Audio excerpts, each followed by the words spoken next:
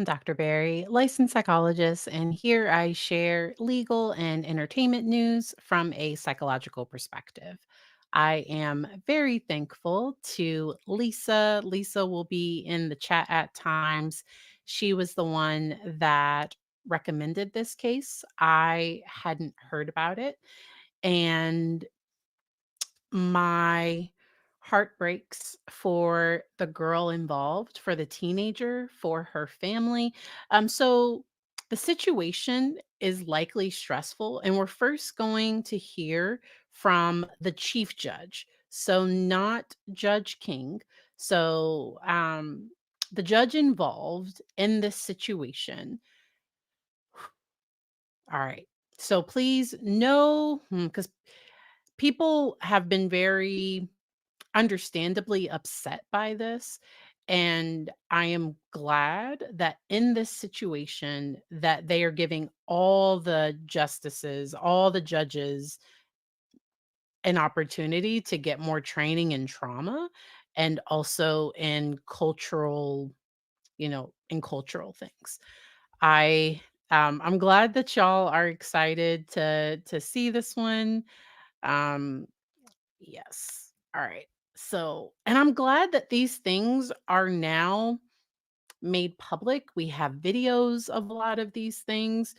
And at the end, I'm going to talk a little bit about how to manage if true crime is maybe like starting to have a negative impact on your mental health. So that's where I try to balance it out, where we're going to talk about something, but we're also going to talk about how to do things differently. All right. So, Teresa, get ready. This is a very so the good thing is nobody but yes. So this is about the emotional impact this judge's decisions had on a 15-year-old girl. So, just for some backstory, so there's a 15-year-old girl that was on a field trip with her summer group.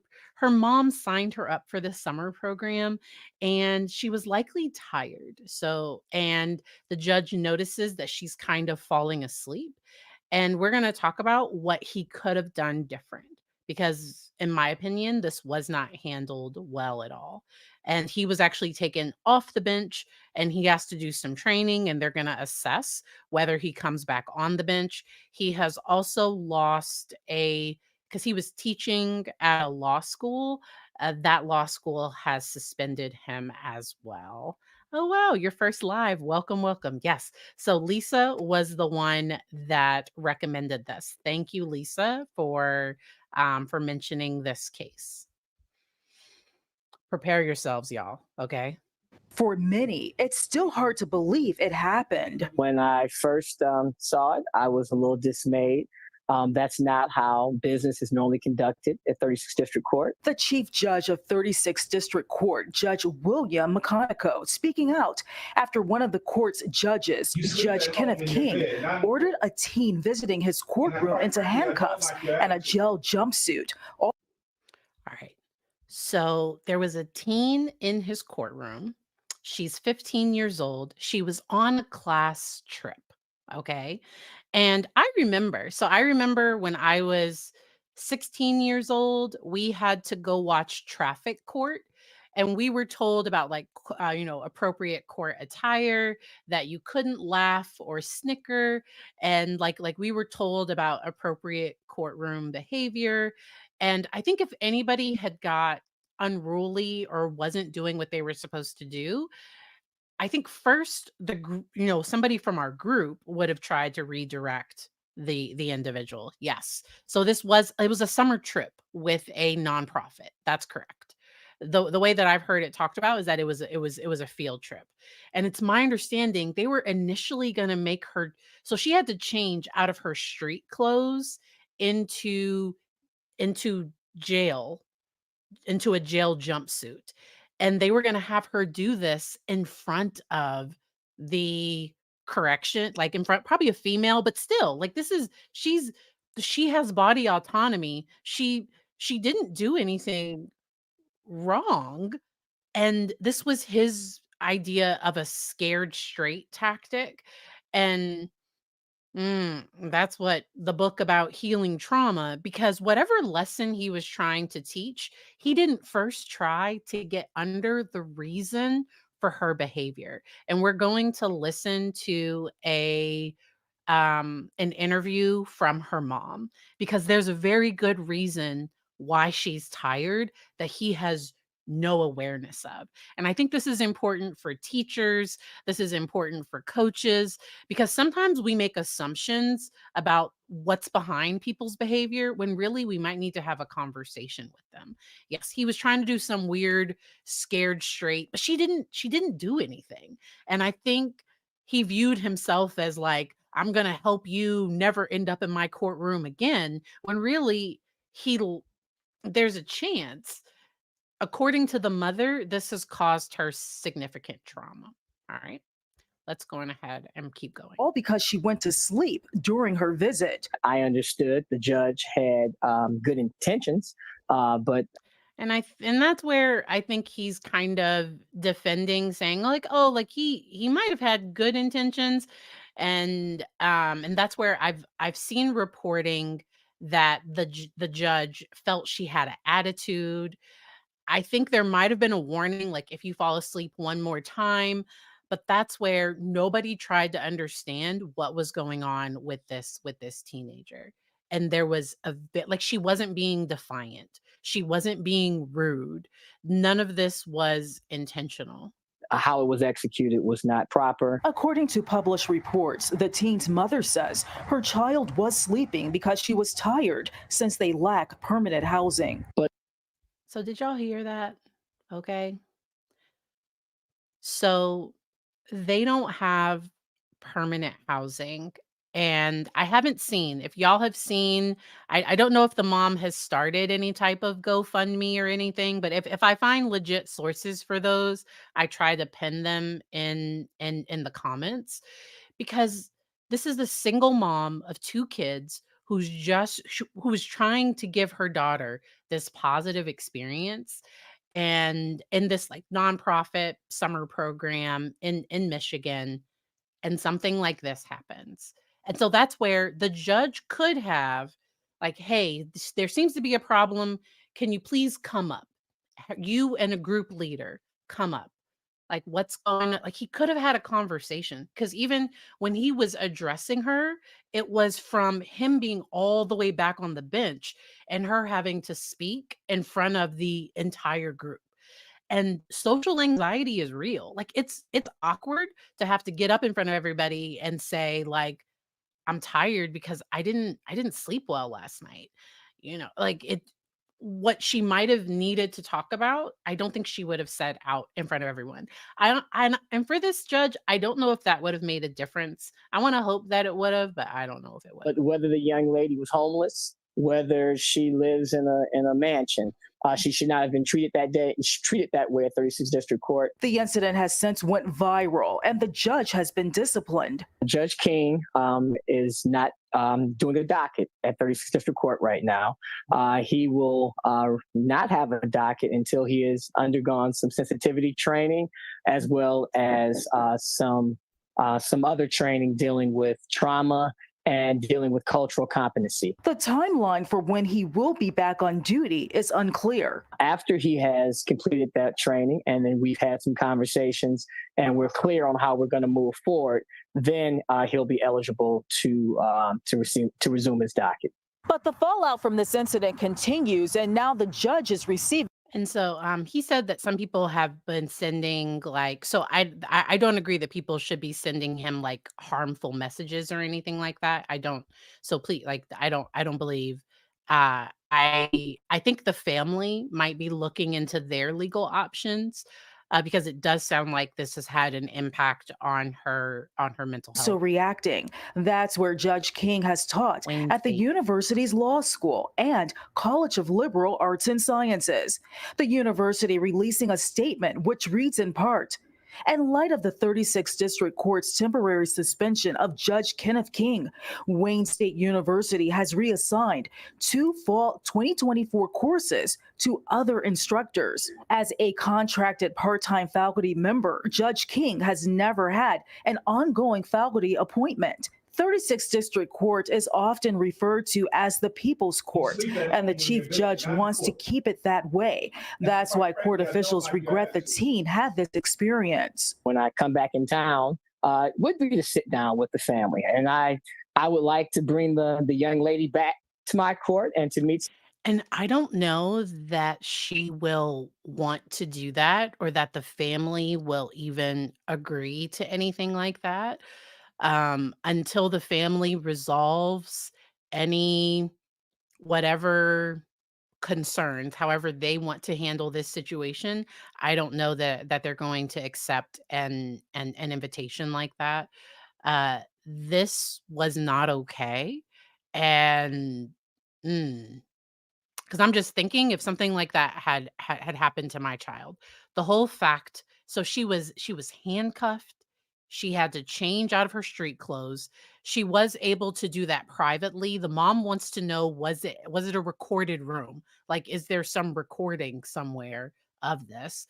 And, like, I just my heart breaks for them, and, I truly hope that they found a good trauma-informed therapist, a good trauma-trained therapist that can kind of go over all of this and that the Some other family has the judges. support. And so we don't want that to be the lasting memory of the judicial system. We don't want that to be the last memory of 36th District Court. As for the training Judge King is receiving, the court's other judges will receive it also, so an incident like this doesn't happen again. We are going to schedule a mini retreat where we're going to have some people to come in and speak with our judges. We're looking to do that sometime in October. And Southfield, Ingrid Kelly, Fox. And Lisa, I just want so the person talking wasn't Judge King. So the person talking, so those are two different people. So the person, let me go back. So this is a different judge. This is the chief judge. This is somebody different than Judge King. But I wouldn't go back. If it was my kid, I wouldn't go back. I wouldn't. So my kid had a bad experience at a swim camp, okay? Like it was and I was right there. I saw everything. It was a swim lesson. The person lied to my kid doesn't like getting his face wet. The person lied to him and was like, "Oh, just come down the slide." But then of course they wanted to dunk him like, "Oh, it's not that bad." But my kid freaked out. He ran right over to me and then he refused to go back to the building.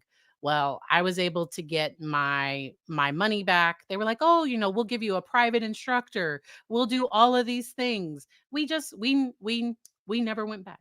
We never went back. That just it wasn't the right fit for my kiddo. We did not go back. And that was just something minor. Like that wasn't this type of situation. That's a significant event. I did also want to make space for the mother's statement. So, the child's mother released a statement, and I wanted to play that as well. This is going to go into a little bit of backstory too. But we begin tonight with a mother outraged by the way a judge punished her daughter on a field trip to his courtroom. Thank you so much for joining us tonight. I'm Carolyn Clifford. 7 News Detroit broke the story 24 hours ago. Well, tonight, the teen's mom says she did not know what happened until we started digging. Her 15-year-old daughter fell asleep, and the judge felt compelled to teach her a lesson. Well, now the story is making national headlines.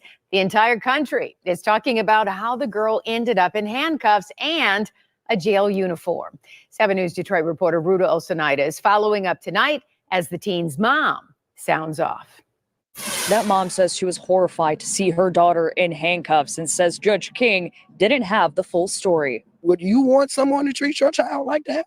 Would you even treat your child like that if he fell asleep in the courtroom? Latoria Hill is a single mother of 2 children, including her oldest daughter, Eva Goodman. She signed her up for a summer program with the Greening of Detroit nonprofit to keep her busy.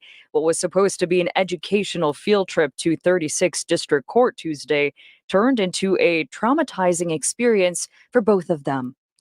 And that's where I wish one of the group people, because it sounds like nobody stood up for her or said anything. And that's just what I'm seeing. I wish and I don't know what was said. I don't, because we're just seeing clips of what happened. And sometimes in situations like that, judges have so much authority where there might have been some fear of what should people do. I'm a huge advocate for kids, and so that's where, like, excuse me, your honor, like, I think it's important that little, I don't know, like, this is really problematic. Or if I was the group leader and I noticed that she's still falling asleep again, it's like, hey, come with me real quick and maybe we just go walk around or something. Like, I don't think that it had to happen this Judge way. Kenneth King not liking Eva's attitude and seeing her falling asleep, placing her in handcuffs and a jail uniform. I'm thinking maybe she needs to go to the juvenile detention facility. You do understand that we have a jail for kids. Latoya says Eva was falling asleep because the family does not have a permanent residence at the moment. They're just trying to make ends meet. To belittle her in front of the whole world and her friends, to make her even feel more worse about our situation. I'm a single mother. I'm trying my best. I'm doing everything that I can. You sleep at home in your bed, not in court. So the fact that he was talking about you go home and get in your bed, how do you know my baby got a home? How do you know my baby got a bed, her own bed that she could sleep in? She don't have that right now. So she was hired. We spoke to Judge King Tuesday, who stands by his actions to discipline the child after showing him, quote, attitude. In my opinion, that was not that did not teach a lesson. And discipline should teach. Punishment is about stopping behavior. And I don't think punishment like, I think there should be discipline that teaches. Discipline would have been having her come up and us have a conversation, me trying to figure out what's going on, connecting with a person, asking maybe one of the aides or like asking somebody. And so he had no legal authority to do anything. She was there on a field trip. She's a child in, like, an adult criminal court. He had no authority, in my opinion, from what I'm aware of. So the threats he was making, he couldn't even follow through on that. She didn't have a parent there. There's due process, I believe, that's supposed to happen. And I'm not a lawyer. You'd have to get a lawyer's take on it. But it's my understanding that, like, that shouldn't have happened. That now if her parent gave permission, because that those Scared Straight programs where they and because so I'm old enough to remember Scared Straight, where they would have them put on the prison jumpsuit and they would have them talk to the prisoners, and the prisoners, when they would eat the nasty food. A parent gave permission for them to do that. Her mother did not authorize that. And so I would think, Rich Buddy, I would personally think that I don't know that legally that's a lesson that should have been taught, but not a lawyer, I don't know. I don't know. And Ace Moonshot, it taught how to not handle somebody that you do not know their situation, you do not know their story, because this makes him look really bad, in my opinion. This isn't a good look. And okay, I guess we can talk about this. S- And that's where sometimes African Americans will say, like, all skin folk aren't kinfolk. And all that means is that sometimes people are harder on somebody within their own race because they think I've arrived somehow. Like, I've overcome the same things you've overcome. I know your situation. I can speak into what you're going through because I know and I see the potential. But the way he did it was, in my opinion, it was completely wrong. And I think it seemed like ego. Ace, it seemed like the ego, like, because it sounds like he made the threat of, like, "Hey, don't fall asleep." And I haven't seen Natalie as much. Have y'all seen? I think Natalie is in some trials. I know Natalie lost her cat. So I haven't seen Natalie as much. Um anytime she goes live, I definitely try to catch it. Natalie Lawyer Chick is a defense lawyer here on YouTube. If you don't follow Natalie, please check out her channel. And Lisa, I agree. She wasn't even a problem child that needed to be scared straight. Like it's just wrong on so many levels, and I wanted to talk about it because it drives home that point, because sometimes a teacher might give a child in school suspension because they're late every day without acknowledging the fact that the family, like, maybe the family doesn't have, maybe there are reasons why the child is showing up late. Maybe there's something that's out of their control. And so that's where I think this goes beyond just this situation. So Felix, I have a PsyD, I have a doctorate of psychology, and YouTube has verified my credentials. All right. I have like a health creator badge. YouTube has verified my degree and also that I am a licensed psychologist. All right. Okay. Might have to. All right. So let's keep going. So do I have any reservations? Do I think I was heavy-handed in what I did? No, I don't, because I'll do whatever it needs to be done to reach these kids and make sure that they don't end up in front of me. So that was my own version of scared straight. You didn't scare nobody straight. That's why I mentioned the things that I mentioned. Especially after finding out that he says that he would do it again. And mm, that I think people have to acknowledge the power and privilege that they have. There's another judge that I like. So there are judges that stream their courtroom. I see other creators like pick up some of their stuff. And to me, if you're not relating to people human to human, instead of like judge up on this pedestal to you low and down here, people often don't learn from that. And it's just, it's, ugh. I don't think his actions did reach anyone in a positive way. That type of fear often causes people to not report crimes. It causes them to not want to end up in a courtroom by any means necessary. Sometimes it can cause a resilience where it's like, I want to become a lawyer. I want to become a judge that does things the right way. I personally don't think that was handled well. I don't think it was handled well, personally. You made a parent upset. You scared my child. She was nervous, didn't even know how to act. She'd never been inside no courtroom. Latoria, frustrated with how this was all handled, removed Eva from the summer program and stands up for her daughter now after she couldn't stand up for her in that courtroom. And my baby been struggling, and she been held on tight. She been going to school. She get good grades. She don't give me no problems. Judge King has offered to mentor the girl. The family says they are not interested. That's what you meant. My bad, Lisa. My bad, Lisa. I hadn't got far enough in here.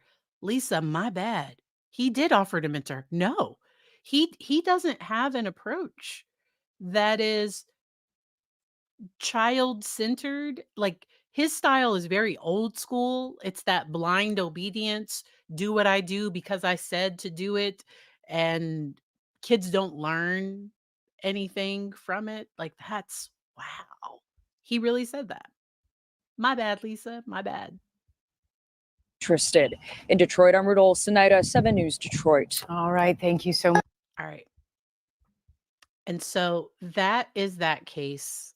I just, my heart breaks. And so I do hope that they have found good supports. There are resources. So the Boris, it's Taraji P. Henson. She has a Boris Foundation where there are resources for people that maybe if they can't afford therapy. There's also therapy for Black girls, therapy for Black men. There are resources and tools. And the only reason why I mention those is because sometimes they offer scholarships or they have certain things available. Yes, Judge Boyd. I like Judge Newman is one of my favorite judges.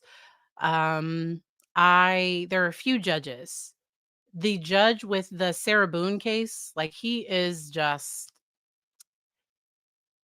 I hope this doesn't come across like the first thing came to my mind, and I don't know that it's appropriate. It was like he's my Xanax, but he's so chill. He's so chill.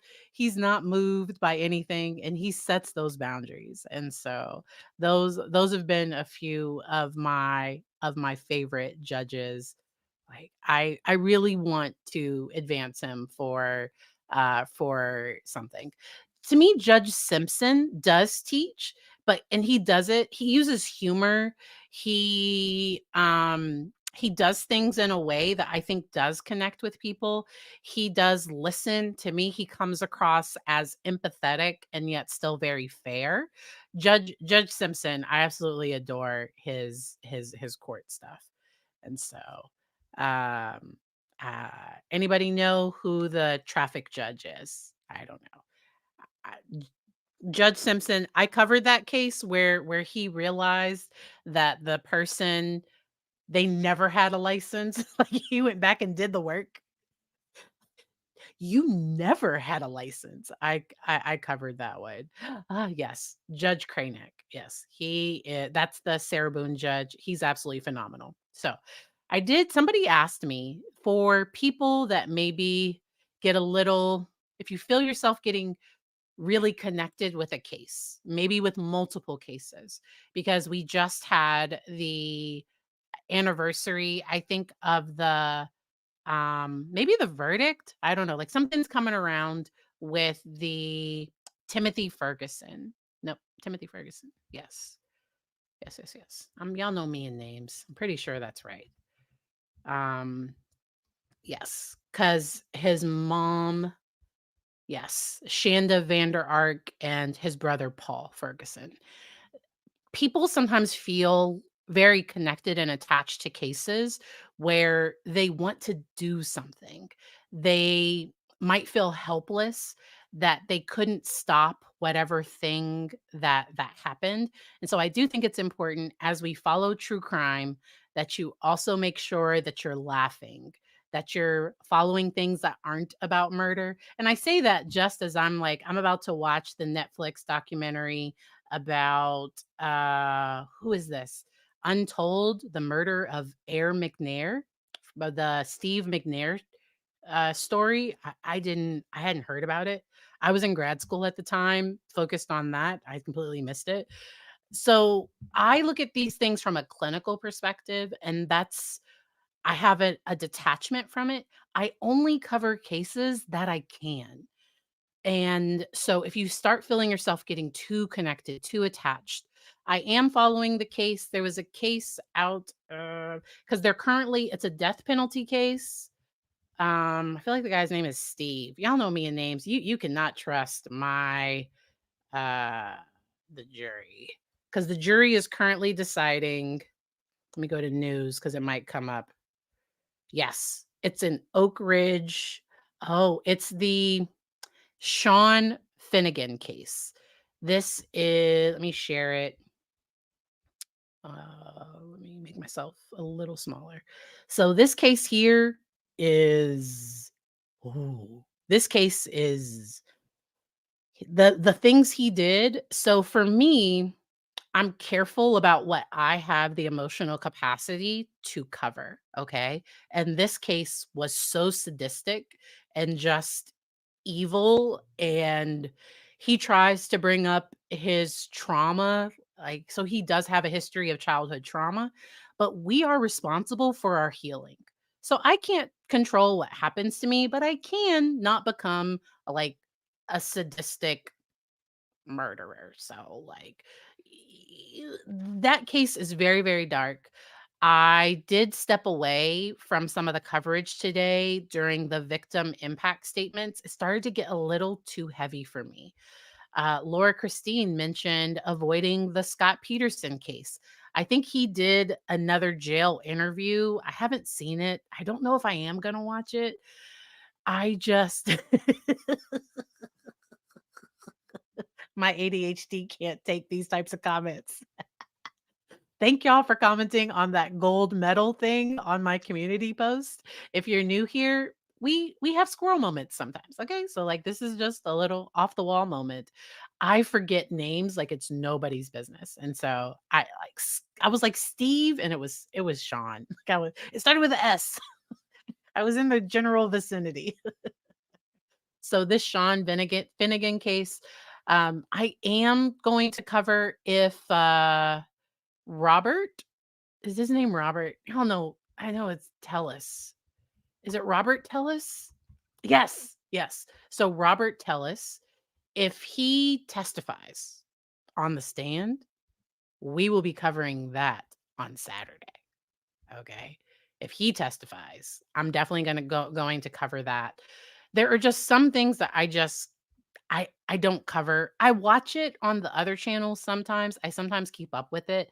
If there's a mental health expert that testifies, I sometimes cover aspects of their coverage. I try to keep this channel less triggering. Like there will be some triggers and I try to give trigger warnings when I can, but I really try. We're not just talking about crime just to talk about crimes, okay?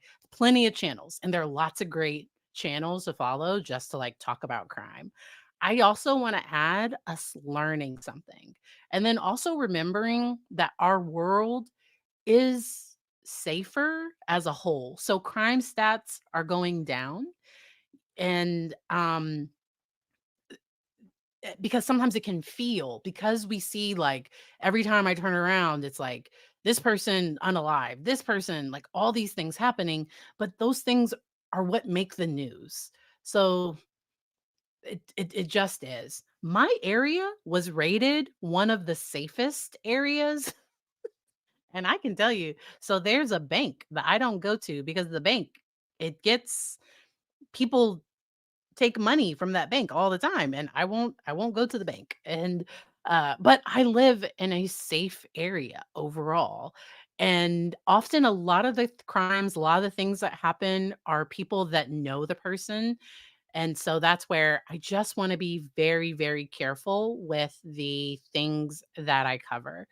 The last thing that, and I might dedicate a whole video to it because there's a missing woman case, there's a missing persons case out of Manassas Park, and I think I'm gonna cover that on Saturday. I think I'm gonna do that on Saturday. Hey, how do you know when something is too much? So the effect that it has on your body. If you start feeling overly stressed, if you start like not being able to sleep, like you can't get the case out of your mind and not in a good way, kind of in a troubling, distressing way, that maybe I need to take a step back. Maybe I need to watch a comedy. Maybe I need to, and the reason why I recommend comedy is because that's the opposite of tragedy. But sometimes depending on the comedy, there can be heavy themes still in comedy. Most comics have their own history of trauma because the way they view the world, sometimes you have to have been through stuff to be able to twist things to make people laugh like that. I love comedies. Sometimes just watching some like Love is Blind or just something silly, just like watch something watch something silly.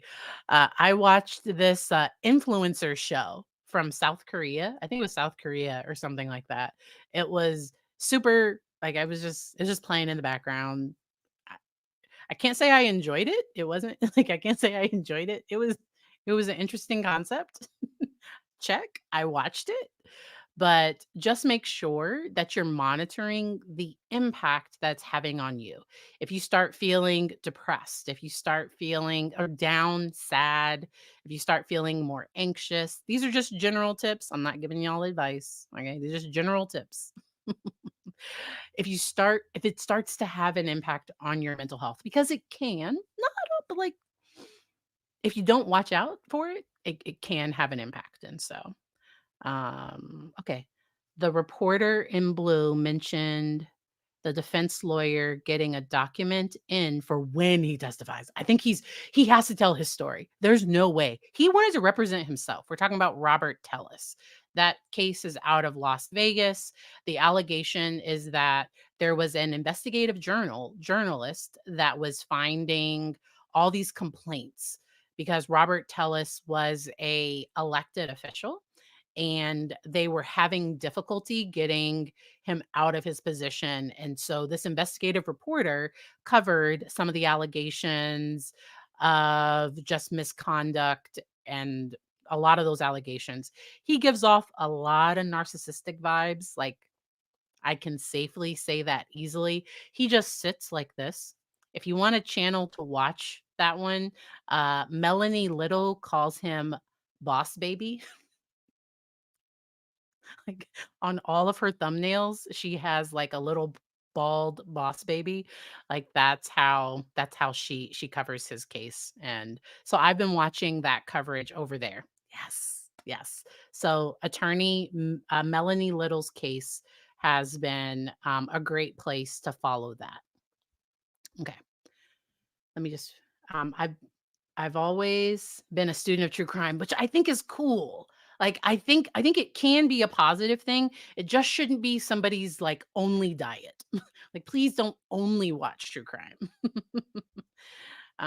Did you see the case of the guy who tried to know 2 separate girls off street in Detroit? I did not see that case. Um, ah, I've discovered this calming channel that just a British fellow camping, really soothing. That's super cool. I absolutely love that. I absolutely love that. Oh, Resident Alien. That's your guilty pleasure. I love it. All right, let's see. Daryl Brooks, because he was so erratic and you just didn't know what was going to happen. I felt so sad for the judge. I felt so sad when he was cross examining witnesses, especially when he got to cross examine his ex. I felt so bad for her. I would have to take breaks from his case every so often. He was just very all over the place. And then he was completely normal for his other case. Completely other case. And so I'm aware. So there are some things that I just can't watch because if I'm not in a good space. So if I'm completely happy and good, I can watch CSI, I can watch all these shows. If I'm not in a good place, if I'm already kind of stressed, if I'm already kind of doom and gloom about the world, I can't watch the news or something like that. I watch the late night comedians talk about the news because they make it funny for me. Melanie Little's coverage has been so refreshing. I've really enjoyed it. Really enjoyed it. All right. And Patty, thank you for adding that Judge King has dealt with some really tough defendants, and that this seems out of character for him. I will definitely put that comment out there. I was a little surprised that he didn't at least admit that maybe he might have done something different. So sometimes if a person gets rigid in their response, because there have been times when I could have said something in a better way, or I could have done something different. I'm able to admit that. I was a little concerned that he didn't say, like, you know, I'm sorry. I didn't know. I would do things different. And maybe he can't because legally the city might be like if anybody gets litigious, once, so I don't know why he didn't say it, but those are just my thoughts. And then Lisa, you don't watch true crime shows too close to bedtime. Sometimes I watch things like right before bed and, and it doesn't affect me most times. But if it does, then I'm more aware of that. Ooh, magnet fishing. That's cool. The rug cleaning videos. I love where the rug is where they power wash the rug and they put the soap on it. I don't know why those are so just calming and relaxing. I absolutely love it. Absolutely loved it. And so I'm super thankful that you all were able to join me for this one. If I'll be going live again on Saturday, probably about 1:30 p.m. and Eastern, 1:30 p.m. Eastern. And I may have a video that comes out with another channel. And so if that collaboration happens, I will put out the video out there. And it's not one that I've talked about yet publicly. And so my email wasn't working. So I apologize to anybody that sent me an email. Something happened and my emails weren't loading. And I got like 80 emails 2 days ago or something. And so I went through those and reached out for a collaboration. Lisa, I need to figure out how to do this. So let me figure out how to let y'all call in and I can answer questions or we can have a talk or something like that. Let me figure that part out. That is something that I would like to do. Welcome, welcome. If you don't sub here, this is the type of thing I do. I don't only do true crime, so I try to throw in a little like entertainment. I try to talk about different things. I promised someone a video on teens and mental health, especially with going back to school, because my back to school video was more for the young kids, the young kiddos, and I need to do one for the middle school teen. So I see y'all's recommendations. I can't do everything. I do about 2 to 4 lives a week. And so, I appreciate you all, and I hope y'all enjoy the rest of your day. Bye.